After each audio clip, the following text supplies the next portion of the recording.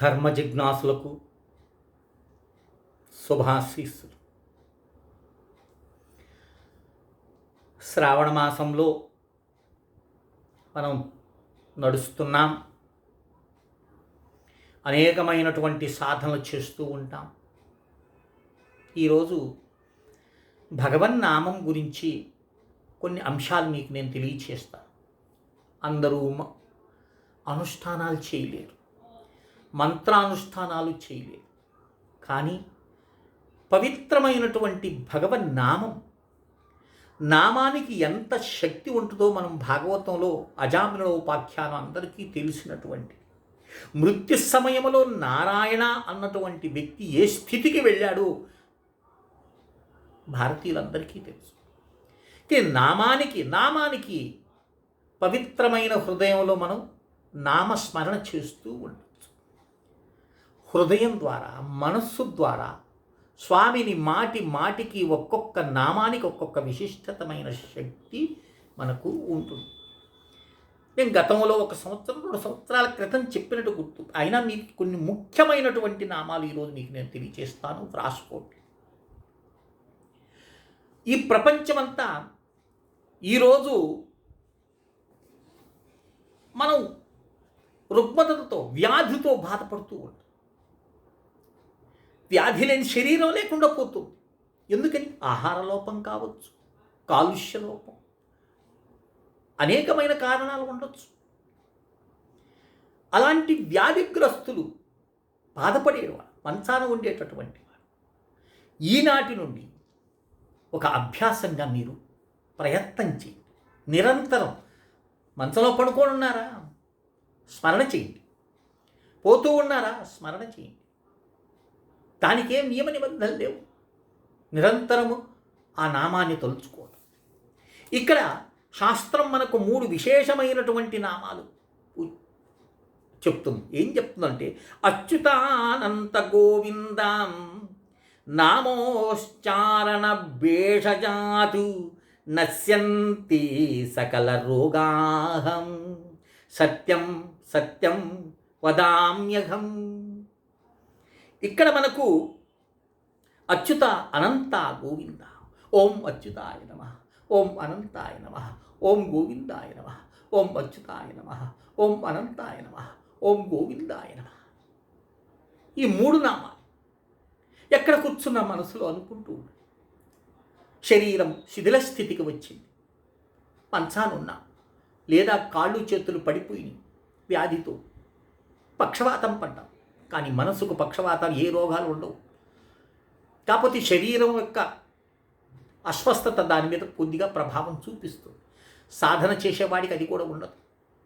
కనుక ఎక్కడ కూర్చున్నా వృద్ధులైనా, లేదా యవ్వన దశలో ఉండి విధివశాత్తు వ్యాధికి గురైనటువంటి వారు ఈ 3 నామాలు, దీనికి ఏం గురూపదేశం లేదు, ఏమీ లేదు. అయ్యో గురువుగారు చెప్తే కదండి, వీటికి ఆ బాధ లేదు. నామానికి ఆ బాధ లేదు, ఎవరైనా చేసుకోవచ్చు. కనుక కూర్చుని దగ్గర అచ్యుతాయ నమః, అనంతాయ నమః, ఓం గోవిందాయ నమః. గోవింద అని ఇంత ఉత్కృష్టమైన పదమో తెలుసా మీకు? మేరు పర్వతమంతా బంగారాన్ని దానం చేస్తే ఏ ఫలితమైతే ఉంటుందో, గోవింద అని మనసారా అంటే అంత ఫలితం ఉంటుంది ఆయన. కురుక్షేత్రంలో కొన్ని 100 ఆవులను దానం చేస్తే ఏ ఫలితమైతే ఉంటుందో, గోవిందా అని మనస్ఫూర్తిగా అంటే అంతటి పుణ్యం ఉంటుంది నాయన. శబ్దానికి అంత శక్తి ఉంది. కనుక అచ్యుతాయ నమః, ఓం అనంతాయ నమః, ఓం గోవిందాయ నమః. వ్యాధిగ్రస్తుల్లో ఉన్నటువంటి వాడు ఈ 3 నామాల్ని నిరంతరం అభ్యాసం చేస్తూ ధరించండి. మరొకటి, సప్తరాత్రం ప్రటన్ పుమాన్ పశ్యంతే ఖేచరాన్. భాగవతం చెప్తుంది, ఎవడు 7 రోజులు 7 పగళ్ళు 7 రాత్రులు, ఇది సాధ్యం కాదనుకో, కానీ పట్టుదలగా ఉండి కానీ చేస్తే సిద్ధులు కనిపిస్తారు. వారి యొక్క ఆశీర్వాదం నీ మీద ఉంటుంది. ఏ మంత్రం తెలుసా? ఓం నమో భగవతే వాసుదేవాయ. ఓం నమో భగవతే వాసుదేవాయ. ఎంత అద్భుతమైన మంత్రం.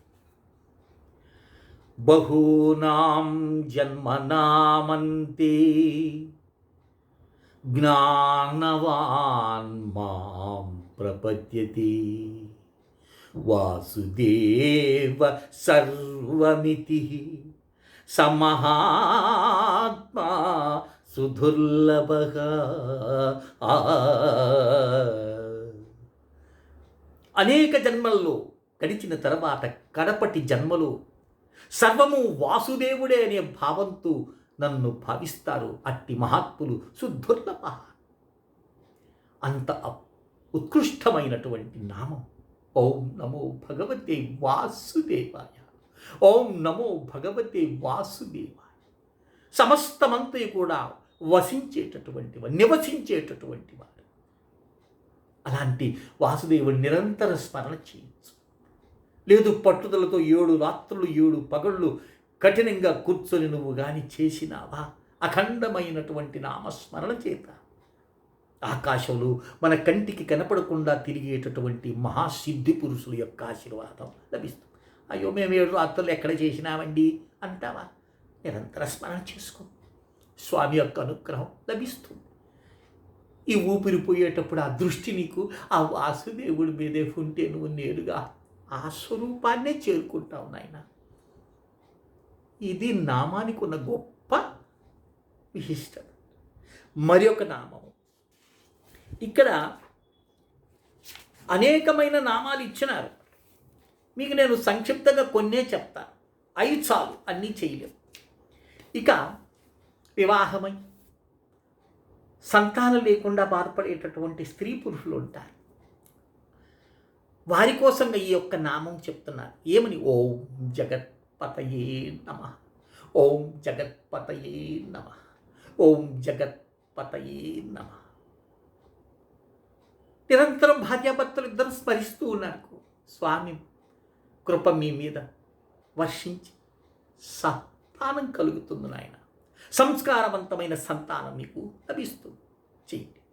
ఇక సర్వకార్యాల్లో విజయం కావాలి. మనం ఏమనుకుంటాం? చేసే ప్రతి పని విజయవంతం కావాలని మనం కోరుకుంటాం. దానికి ఈ మంత్రం చెప్తున్నాడు. మంత్రం అనకూడదు, వీటిని నామాలు అనాలి. భగవన్నామాలు ఏమిటి? ఓం శ్రీశాః. ఓం శ్రీశాః. ఓంకారం ఉచ్చరించటం కష్టంగా ఉందా? శ్రీశాః. శ్రీ షా శ్రీ షాః శ్రీశాః.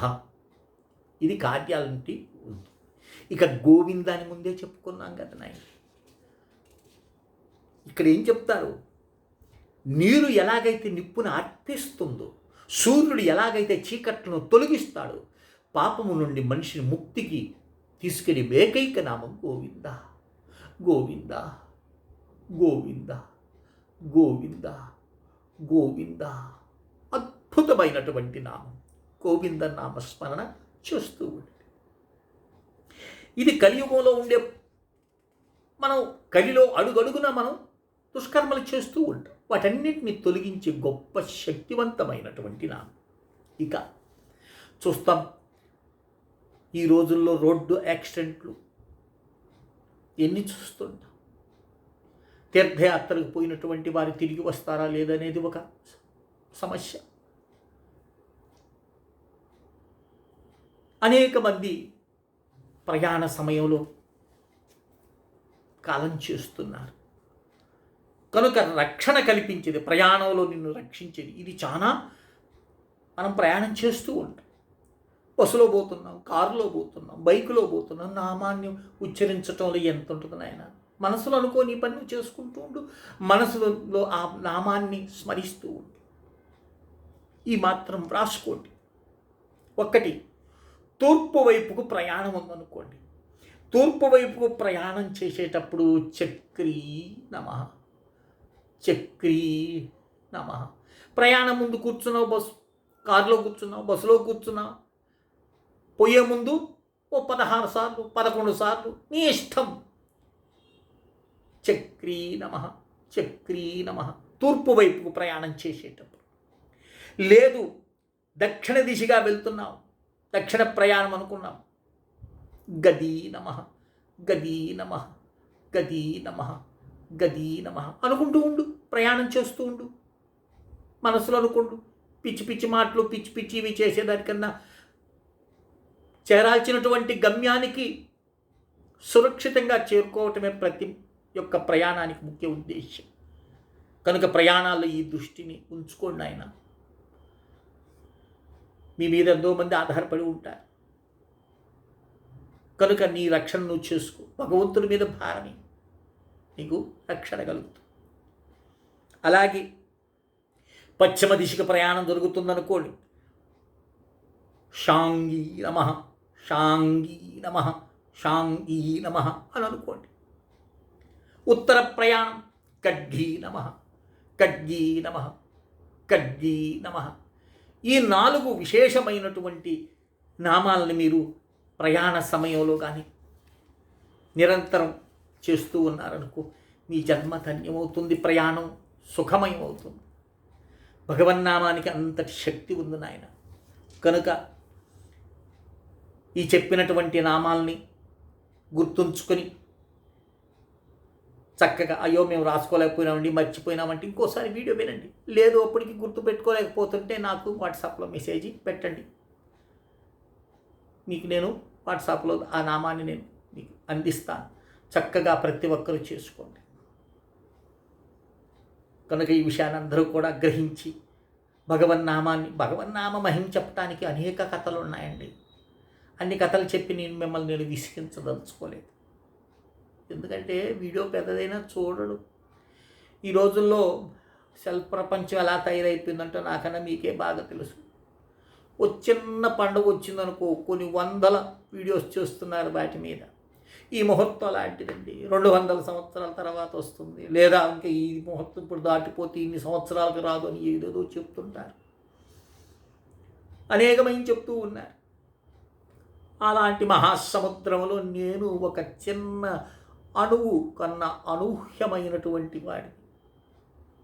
నా వీడియోస్ ఎవరో చూస్తున్నారంటే అది నా భాగ్యంగా నేను తలుస్తాను. ఎందుకంటే ఎంతమంది ప్రపంచంలో నా వీడియో మీకు అంటబడిందంటే ఏదో భగవంతుడు నన్ను కరుణించినాడు, నా వాక్కుని వాడి చెవిలో వేసినాడని సంతృష్టి చెందుతాను నేను. కనుక ఈ చెప్పిన విషయాన్ని దృష్టిలో ఉంచుకొని ఈ భగవన్నామాన్ని నిరంతరం జపం చేసుకోండి. ఈ శ్రావణ మాసంలో ఇంకేమైనా విశేషాలుంటే నేను మీకు ముందే తెలియచేస్తాను. అందరూ చక్కగా శ్రావణ మాసంలో భగవత్ అనుష్ఠానం అంటే శ్రావణ మాసం చేసి మిగతా మాసాలు వదిలేమని కాదు, ఈ మాసం నుంచి ప్రారంభం చేయండి. ఎందుకంటే చాతుర్మాస్య దీక్ష చేసేటప్పుడు ఆషాఢం అయిపోయింది ఏకాదశి నుండి, మళ్ళీ వచ్చే కార్తీక శుద్ధ ఏకాదశి వరకు పండితులు కానీ గృహస్థులు కానీ ఒక దగ్గర కూర్చొని పురాణ కాలక్షేమం ఇత్యాదివి చేస్తూ, భాగవత పారాయణం చేస్తూ, భగవద్గీత పారాయణం చేస్తూ భగవంతుని మీద దృష్టి ఉండి కార్యక్రమాలు చేసుకుంటూ